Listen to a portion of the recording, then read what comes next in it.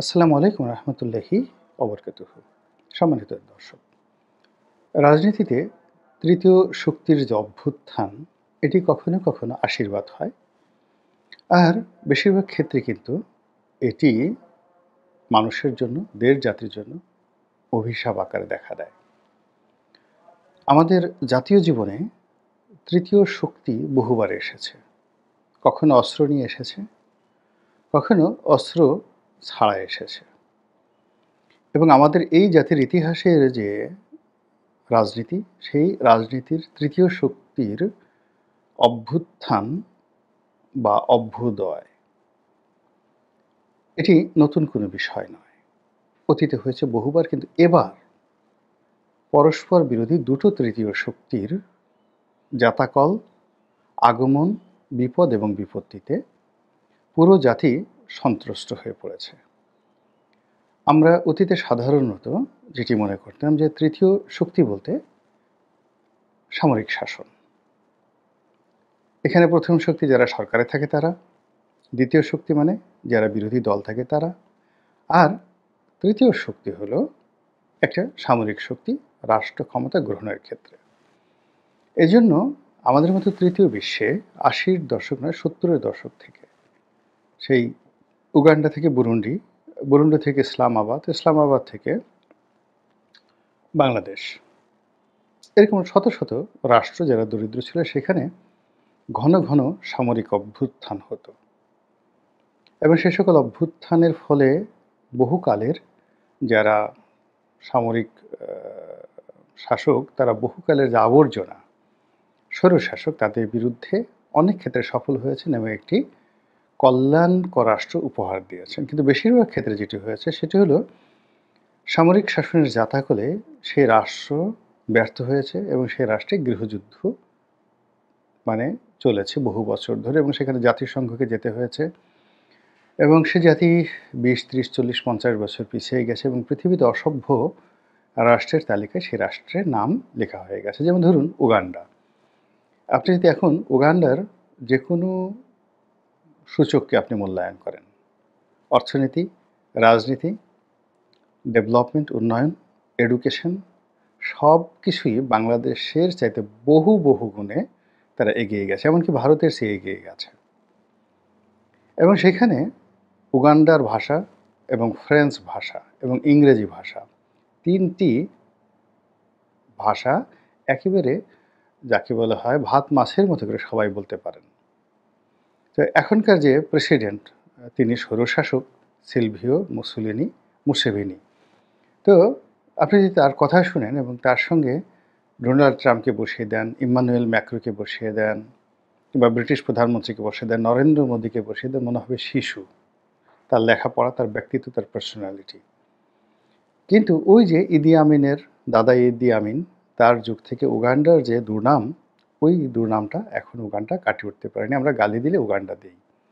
তো এভাবে বাংলাদেশেরও কিন্তু সারা দুনিয়াতে এরকম উগান্ডার চাইতেও হয়তো পরিচিত বিশ্বে অনেক বেশি বদনাম, যে এই দেশে এটা আছে, ওটা আছে, যাওয়া যাবে না, খাওয়া যাবে না, এরা এইরকম, এরা বিসি কলা দিয়ে ভাত খায়, এদের পেট ভর্তি শুধু গুঁড়োকৃমি, সারাক্ষণ শুধু পশ্চাৎদেশ চুলকাতে থাকে, এরা কাশাকাশি করে, এদেশে অনেক মশা আছে, অনেক মাছি আছে, শুধু রোগ জীবাণু ছড়ায়, আর মানুষ অদ্ভুত অদ্ভুত সব খাবার খায়, পান্তা ভাত খায়, তারপরে ভুনা খিচুড়ি খায়, এরপর নাবড়া খায়, আরও রকম এরকম অদ্ভুত খাবার পৃথিবীর আর কোনো দেশে নেই। ডাল দিয়ে ভাত দিয়ে মাখিয়ে, তারপর সে দই দিয়ে, কলা দিয়ে, চিড়া দিয়ে মাখিয়ে তারা এমনভাবে এর মধ্যে আবার আমের জুস ঢেলে দেয়, এমনভাবে খায়, ওরকম খাবার দেখলেই কেন ঘিন ঘিন ঘিন ঘিন করে পশ্চিমা দুনিয়াতে। আপনি জাস্ট একটা উদাহরণ দিই আপনাকে।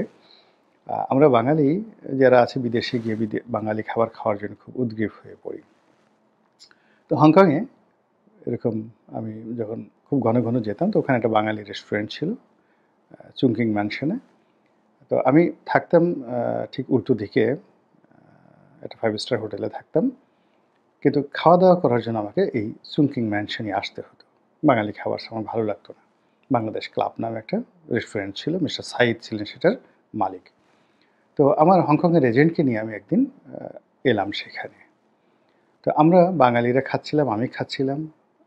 তো তো পুরোটা সময়ই সেই হংকংয়ের যে ভদ্রলোক অন্যদিকে তাকিয়ে ছিলেন। আমি স্পষ্ট বুঝতে পারছিলাম যে আমরা হাত দিয়ে খাচ্ছি, ডাল দিয়ে, চুমুক দিয়ে সুরসুর করে শব্দ করছি, মাছ খাচ্ছি, মোছে, দাড়িতে, মুখে আমাদের সেই খাবার-টাবার সব জড়িয়ে যাচ্ছে।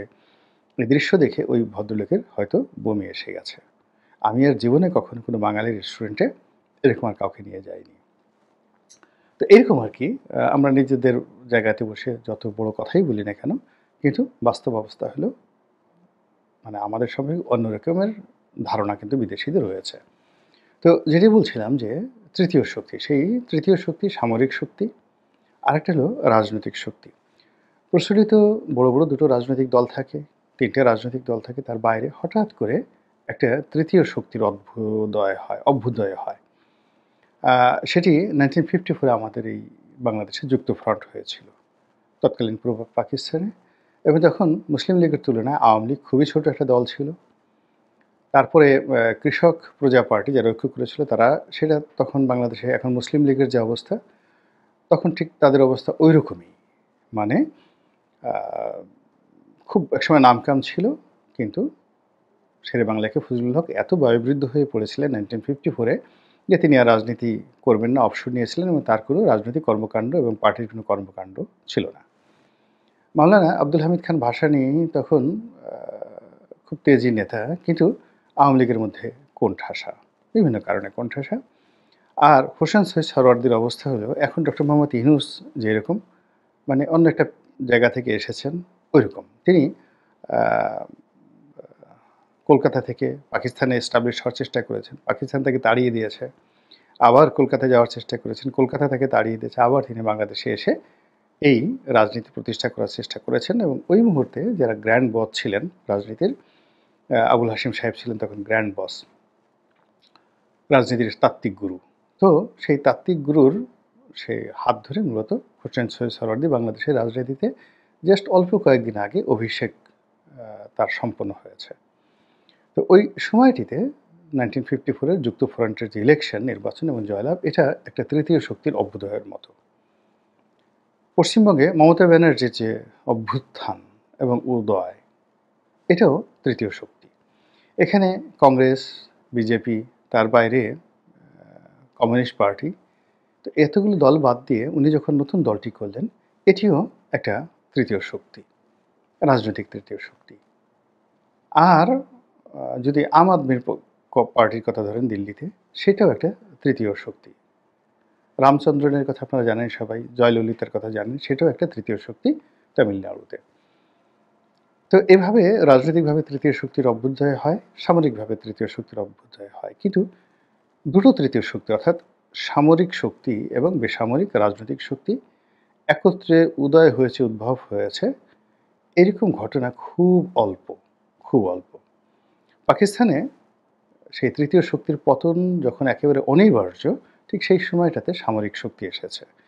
কিন্তু একই অ্যাঙ্গেলে থেকে আমরা টের পাইনি কখনো। গত ৫০-১০০ বছরের ইতিহাসে আমার অন্তত জানা নেই। কিন্তু এই মুহূর্তে যেটি হচ্ছে, সেটি হলো বিএনপি, আওয়ামী লীগ, জামাত, জাতীয় পার্টি সব রাজনৈতিক দলের বাইরে তৃতীয় রাজনৈতিক শক্তি হিসেবে ছাত্রদের এই সংগঠন, এটিকে নিয়ে খুব আলোচনা হচ্ছে।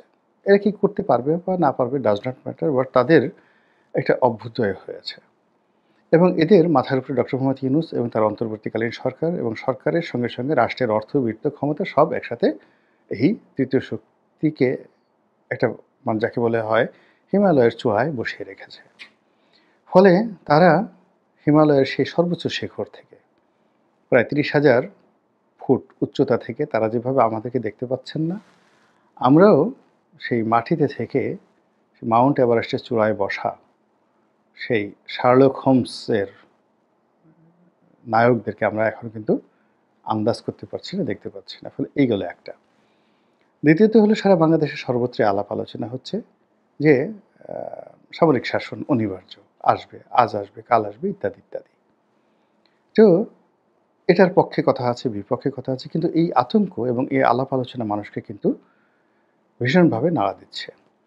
আর এই যে সামরিক শক্তি as a third power, third row of power এবং নতুন ছাত্রদের শক্তি third row of political power একটা মিলিটারি পাওয়ার, একটা পলিটিক্যাল পাওয়ার। এই দুটো পাওয়ার পরস্পরের সাথে কন্ট্রাডিকশন যে হচ্ছে না, এটা কিন্তু বলা যাচ্ছে না।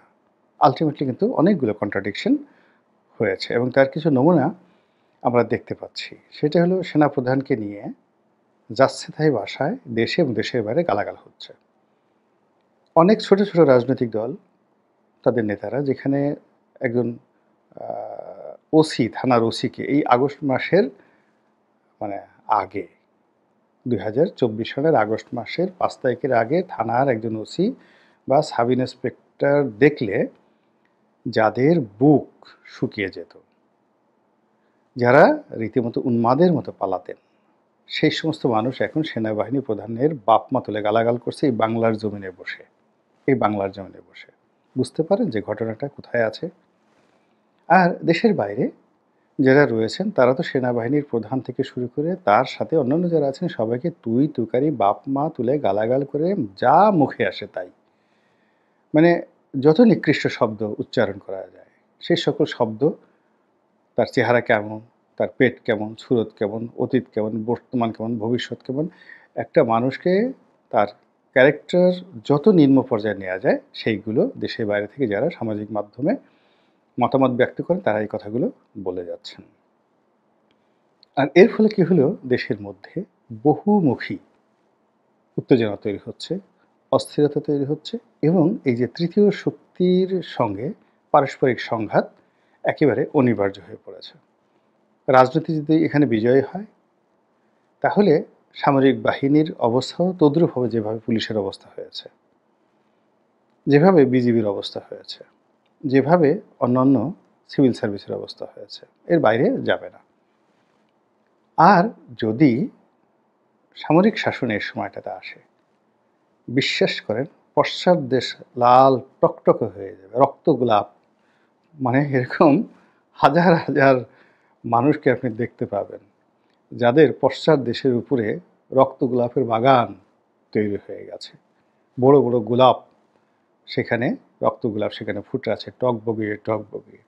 আর চারিদিকে সেই রক্ত গোলাপের মোহে মোহাম্বিত হয়ে অনেক বসন্তের কোকিল ডাকাডাকি করেছে। আল্লাহ আমাদের সবাইকে হেদায়েত দান করুন এবং হেফাজত করুন। আসসালামু আলাইকুম ওয়া রাহমাতুল্লাহি ওয়া বারাকাতুহু।